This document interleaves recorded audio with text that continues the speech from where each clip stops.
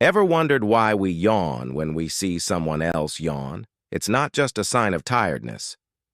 Yawning is actually a subconscious mimicry linked to empathy and social bonding. When we witness someone yawning, mirror neurons in our brain activate, triggering our own yawn in response. This phenomenon suggests that yawning serves as a form of social communication, helping us connect with others on a deeper level. Studies show that people with higher levels of empathy are more likely to yawn in response to someone else. So, next time you catch yourself yawning after seeing someone else do it, remember, it's your brain's way of showing empathy and strengthening social bonds.